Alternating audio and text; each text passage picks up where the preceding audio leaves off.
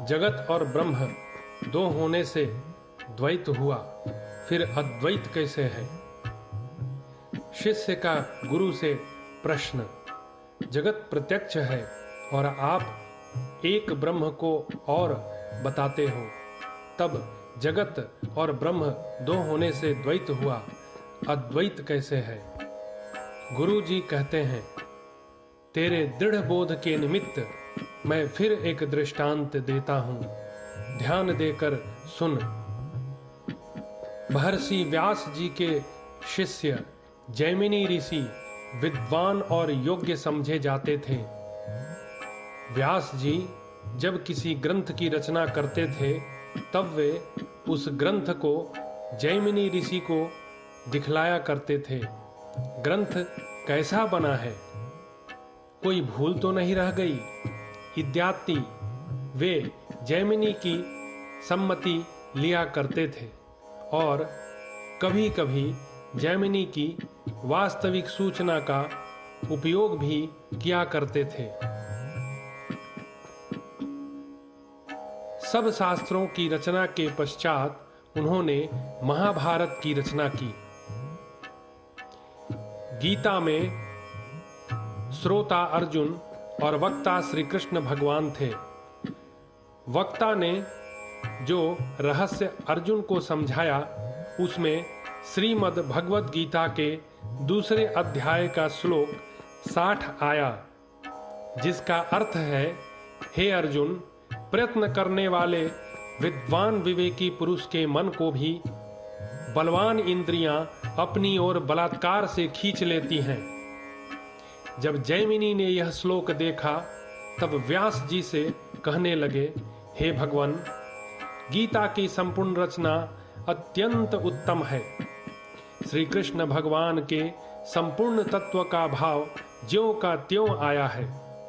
गीता देखने से यही विदित होता है कि स्वयं कृष्ण जी ने अपने हाथ से लिखी है, परंतु यह श्लोक गीता की शोभा को लांछन का रूप है। भला विद्वान विवेकी पुरुष के मन को इंद्रियां अपनी ओर बलात्कार से कैसे खींच सकती हैं? इंद्रियों की शक्ति मन है। जब वह इंद्रियों से सम्मिलित होती है, तब इंद्रियां कार्य करने को समर्थ होती हैं। विद्वान विवेकी पुरुष का मन शुद्ध और वशीभूत होता है। विवेक के साथ लगे हुए मन को विवेकी की इच्छा न होते हुए इंद्रियां बलात्कार से खींच ले, यह असंभवित है। इस श्लोक को निकाल देना ही अच्छा है। शिष्य के वचन सुनकर व्यास जी को हंसी आई, परंतु उसे रोककर कहने लगे, हे यति, तुझे यह श्लोक अयुक्त प्रतीत होता है, परंतु वह युक्त ही है।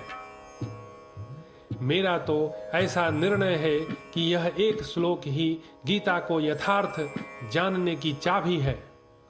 इस एक श्लोक के न होने से गीता रूप भंडार खुल न सकेगा। व्यास जी के इस प्रकार समझाने पर भी जैमिनी ऋषि ने उनके वचनों को यथा योग्य अंगीकार नहीं किया। व्यास जी ने यह समझकर कि जैमिनी अपने को पूर्ण ज्ञानी मानता है, इसलिए उसको अपने मन का विशेष भरोसा है, कहा, अच्छा, इस बात का निर्णय फिर किसी दूसरे प्रसंग पर करेंगे। व्यास जी के स्थान से जैमिनी कोई 3 कोस दूर वन में रहते थे और 4-5 दिन पीछे व्यास जी को प्रणाम करने को आया करते थे। जब वे चले गए, तब व्यास जी ने मन में विचार किया, विद्वता के अभिमान वाले को आत्मबोध होना कठिन है। यह अपने को ज्ञानी मानता है, परंतु ज्ञान स्वरूप का निर्णय शब्द से करता है। विद्वता के अभिमान गए बिना ज्ञान कहाँ धरा है? उसके समझाने के लिए एक युक्ति करनी पड़ेगी। ऐसा विचार कर व्यास जी ने उसी सायकाल को एक चरित्र रचा। जैमिनी जी अपने स्थान पर हैं। सायकाल के 5 बजे का समय है। शीतल उग्र वायु चलने लगी है। आकाश पर बादल छा गए हैं। बिजली आंखों को चौंधा कर अपने प्रकाश की झपट लगाने लगी है। बादल भारी गर्जना सहित परस्पर ठोकर खाते हैं। सूर्य की मंद प्रभा छुप गई है। आकाश और पृथ्वी के मध्य में अंधेरे ने अपना राज्य कर लिया है। ऐसा दृश्य हो रहा था मानो पृथ्वी पर आकाशचारियों ने चढ़ाई की है। भारी भारी तोपें छूट रही हैं। उनका प्रकाश बिजली हो रहा है। ऐसा उग्र समय में जैमिनी जी ने एक युवा स्त्री देखी जिसकी आयु 15-16 वर्ष से विशेष न थी। कोमल मनमोहक आकृति वाली बाला घबराती हुई आ रही थी। महीन वस्त्र पहने हुए थी और अत्यंत स्वरूपवती स्त्री के सब लक्षण उसमें दिखते थे। जल भी बरसने लगा था। अंधकार में उस स्त्री का सौंदर्य पूर्ण दिखाई नहीं देता था, परंतु बिजली की चमक में कभी कभी दिख जाता था। जैमिनी जी उसको देखकर आश्चर्य को प्राप्त हुए। जब वह बिजली का प्रकाश न होने से नहीं दिखती थी, तब जैमिनी जी उसकी सौंदर्यता का विचार करते और फिर देखने की लालसा करने लगते थे। बिजली की चमक में वह फिर दिख जाती थी। वर्षा से भीगने के कारण वह भागती हुई बाला वृक्ष की आड़ में ठहरना चाहती थी, परंतु कोई ऐसा साधन वृक्ष नहीं मिलता था जहां ठहर जाए। भीगती जाती थी। उग्र पवन उसका बैरी हो गया था। उसके भीगे हुए महीन वस्त्र को शीघ्र ही सुखाकर उसको अपनी ओर खींचता था। बिचारी बाला वस्त्रों को संभालना चाहती थी, परंतु पवन का उस पर बलात्कार होता था। वस्त्र उड़ जाने से उसका शरीर अंग प्रत्यंग जैमिनी के देखने में आता था। वर्षा और पवन की बलात्कार से मुक्त होने के लिए स्थान नहीं मिलता था। जैमिनी जी में किंचित मोह घुस गया था। उस मोह ने दया का स्वरूप धारण किया। जैमिनी जी बोले, हे बाले, तू भीग रही है, घबरा रही है। इस स्थान के बाजू के कोने में जा खड़ी हो, उससे कुछ बचाव होगा। यह सुनकर वह बाला तुरंत अंगों और वस्त्रों को संकोचती हुई जैमिनी जी के स्थान के एक कोने में आकर खड़ी हो गई। थोड़ी देर पीछे जब वह स्वस्थ हुई, तब जैमिनी जी पूछने लगे, हे बाले, तू अकेली वन में कैसे आई? तेरा स्थान कहाँ है? बाला ने कहा, महाराज, यहाँ से 3 कोस पर जो शहर है वहाँ की रहने वाली हूँ। सखियों के साथ वन में अंबिका माता के दर्शन करने आई थी। जब हम मंदिर में दर्शन करने जा रही थी, तभी एक भयंकर सिंह की गर्जना हुई, जिसको सुनकर हम सब भागी। कोई किधर को और कोई किधर को दौड़ी। किसी को दूसरी की खबर नहीं रही। गर्जना बराबर होती रही। मैं भी एक और भागी।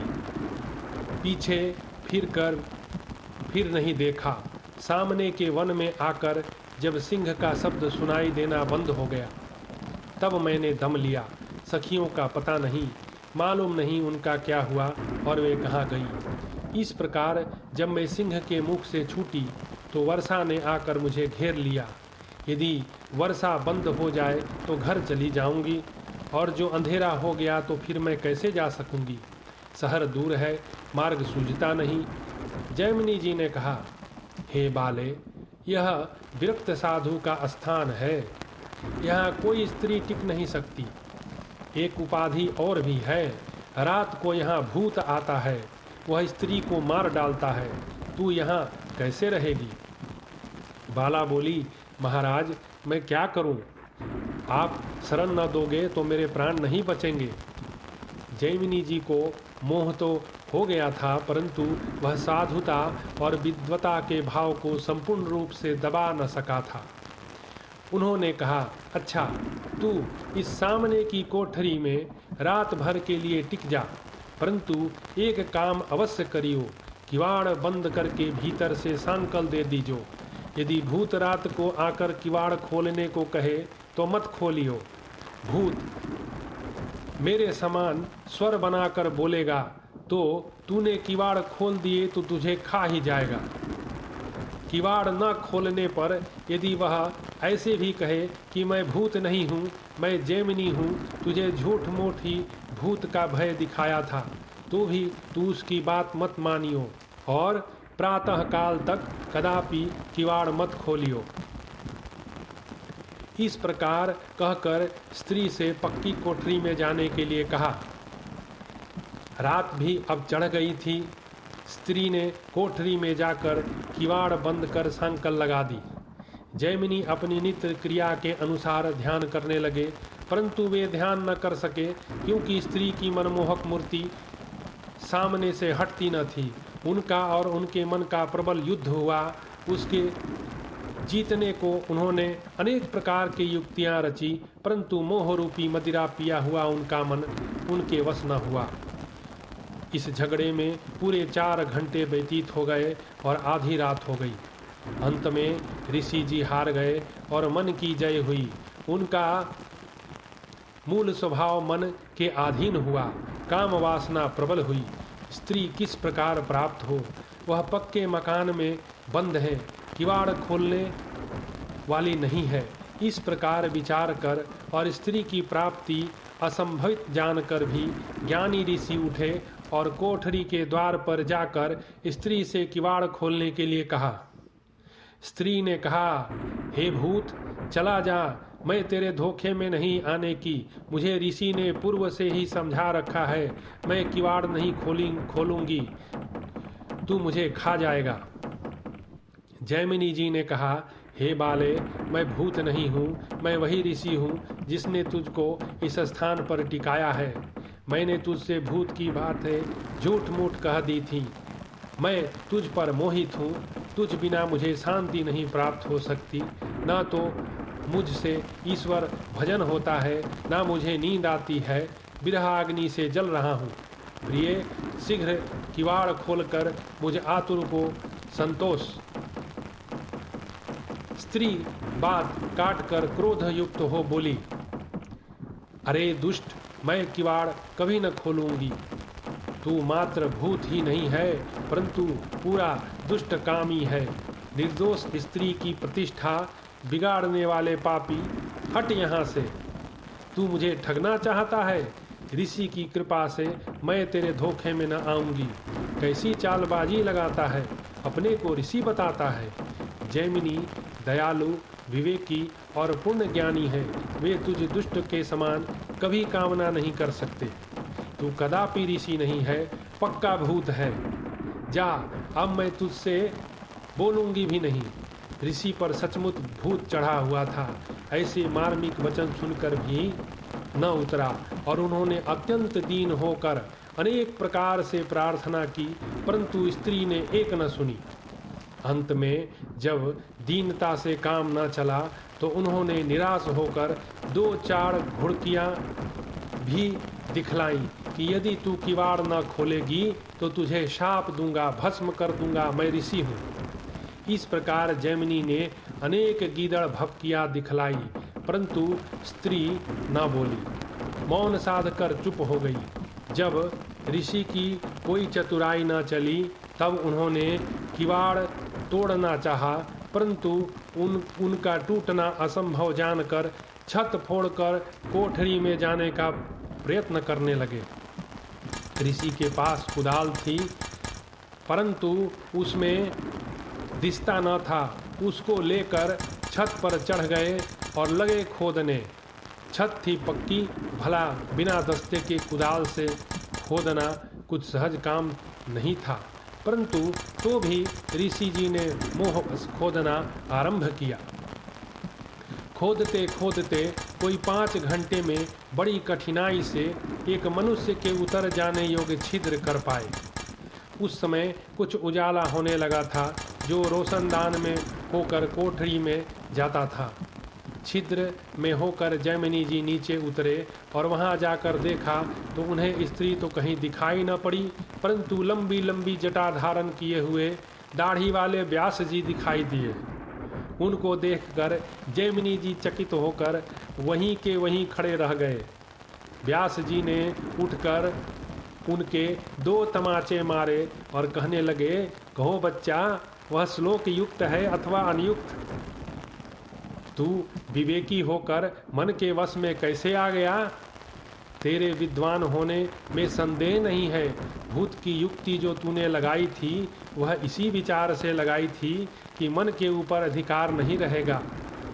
शिष्य ने गुरु जी को दंडवत की और कहा, हे गुरु, कृपा कीजिए, मेरा अपराध क्षमा कीजिए। आज ही मेरा संपूर्ण अभिमान नष्ट हुआ है। अभिमान नष्ट होने से ही यथार्थ ज्ञान होता है। इस दृष्टांत में समझ में आता है कि व्यास जी स्त्री और व्यास दोनों ही थे। व्यास वास्तविक स्वरूप था और स्त्री माया का दिखाव मात्र स्वरूप था। स्त्री होने पर भी व्यास जी कहीं चले नहीं गए थे, वस्तुतः व्यास जी ही थे। इसी प्रकार स्त्री को सचेत करने वाला और पीछे से काम विकार युक्त भूत रजोगुण वश विरुद्ध भाव प्राप्त होने पर भी वास्तविक एक ही जैमिनी स्वरूप था। इसी प्रकार संसार होते हुए भी अद्वैत ही है।